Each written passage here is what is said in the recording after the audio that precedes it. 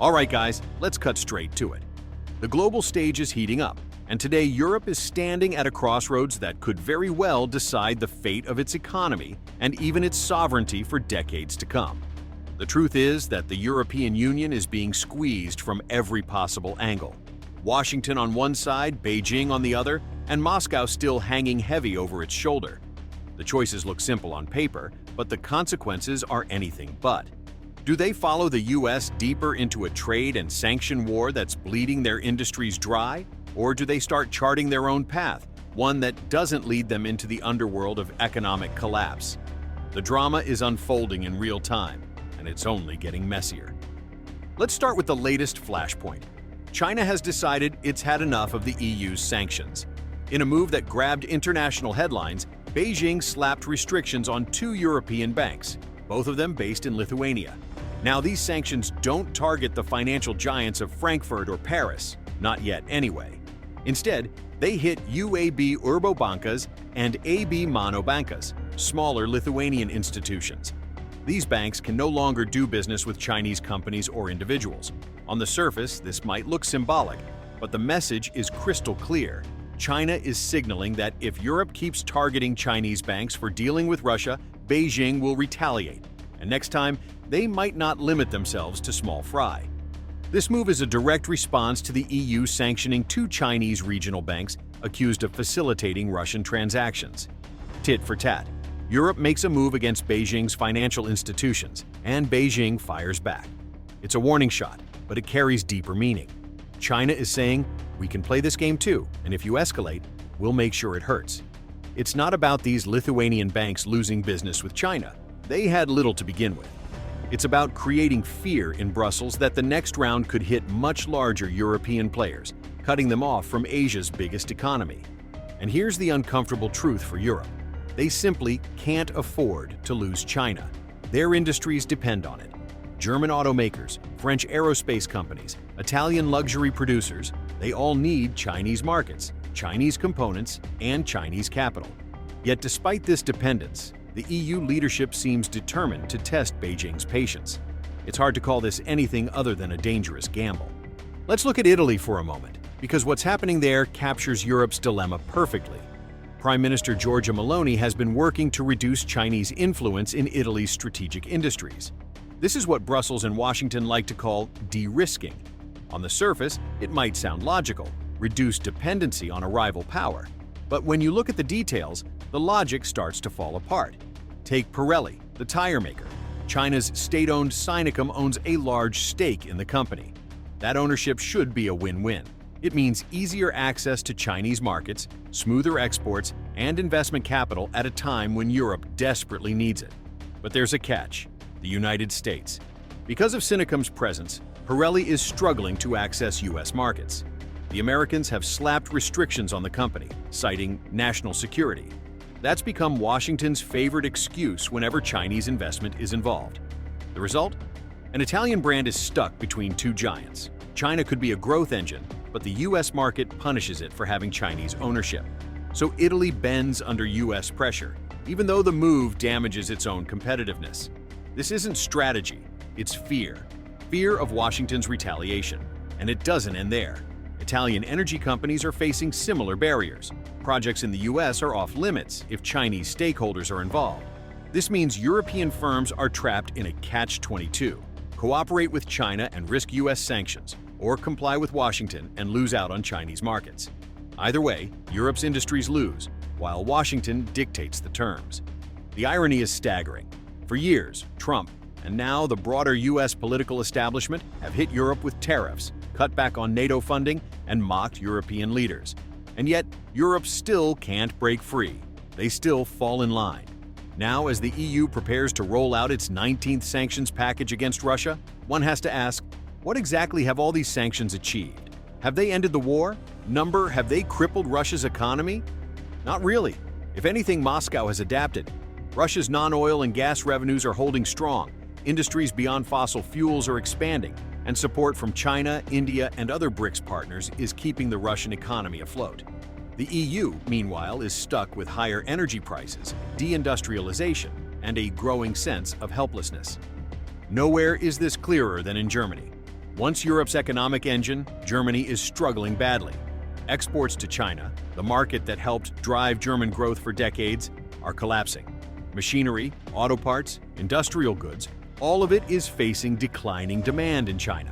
Why? Because Chinese companies can now supply themselves, and in many cases, their products are cheaper and just as good, if not better. German exports are pricing themselves out of the market, while China's domestic industries are rising. It's a brutal reality check. At the same time, Germany still depends on Chinese inputs to keep its own production costs under control. So, while Berlin is under pressure to stand up to Beijing, the reality is they can't afford to cut ties. They need Chinese goods to make their products affordable enough to sell elsewhere, especially in the US. The result is a kind of economic schizophrenia. Criticize China, sanction China, but quietly rely on China at the same time. It's a game that can't last forever. The trade numbers tell the story even more clearly. Europe's trade deficit with China has doubled since 2020. The EU is buying far more from China than it's selling. And this isn't because of unfair trade alone. It's because Europe cut itself off from cheap Russian commodities in 2022, commodities that now flow to China instead. Those resources fuel Chinese manufacturing, which then sells affordable goods back to Europe. It's a vicious cycle, and Europe is stuck in the middle. Now add Washington into the mix. The US Treasury is pressuring Europe to go even further, to not just sanction Russia, but also to punish India and China for buying Russian oil. Think about that for a moment. India and China, two of the largest economies on Earth, buying oil from Russia, and Washington wants Europe to slap tariffs and sanctions on them as well. That would be suicidal for Europe. Their own consumers are already struggling with inflation and energy costs. Imposing tariffs on BRICS economies would send input costs through the roof, wipe out export competitiveness, and crush consumer demand. And yet, figures in Washington are openly demanding this coordination. Europe is being told either put up or shut up. This brings us to the looming storm in the auto sector. Trump has already threatened to double tariffs on European cars from 15% to 30%. If that happens, Germany's auto industry, already bleeding from declining sales in China, could collapse. Automobiles are one of the few sectors where Europe still dominates globally. Losing access to the US market at competitive prices would be a death sentence for hundreds of thousands of jobs. And yet, Washington is dangling this threat like a sword over Berlin's head, knowing full well how vulnerable they are. And it doesn't stop there. Trump is also promising to escalate the chip war. Tariffs on imported semiconductors are already sky-high at 100%, and he's floated the idea of raising them to an unbelievable 300%. This isn't just about restricting Chinese chips. It's about forcing companies like TSMC, Samsung, and SK Hynix to physically move production to the United States. The plan is clear. Washington wants to control the entire semiconductor supply chain, from design to fabrication to equipment. They want Tokyo Electron from Japan, ASML from the Netherlands, and the giants of Taiwan and Korea all operating under US soil, under US law. But here's the problem. Reshoring isn't the magic solution Washington thinks it is. Building fabs in the US costs more, takes longer, and creates inefficiencies. Even if TSMC and Samsung relocate some operations, chip prices will skyrocket. Consumers will pay the price, and US tech companies will face higher costs. Meanwhile, China is ramping up its own R&D, pouring billions into chip technology, materials science, and rare earth production.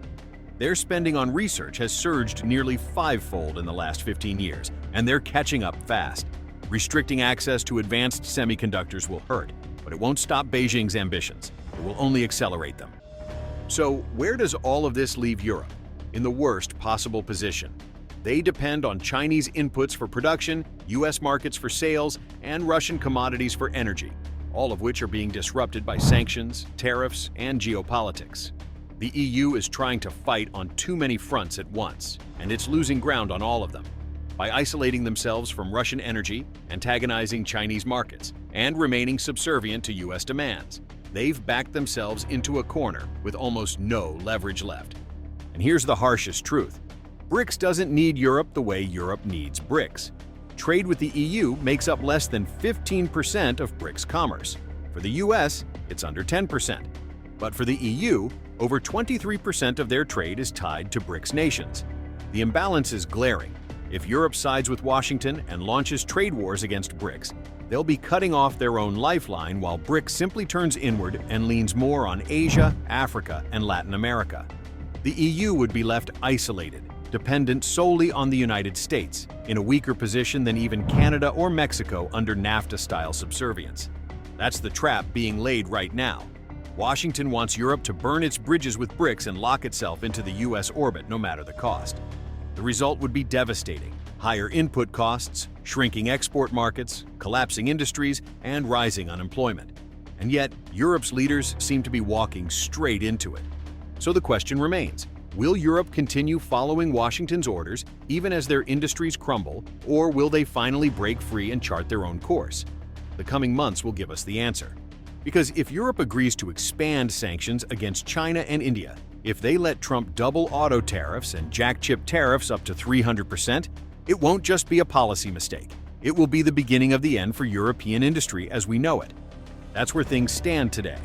Europe is standing on thin ice, and the cracks are already forming beneath their feet. The next moves they make could determine whether they sink into economic irrelevance or fight to stay afloat in a rapidly changing world. The stakes couldn't be higher. Stay tuned, because this story is only beginning, and the consequences will be felt everywhere.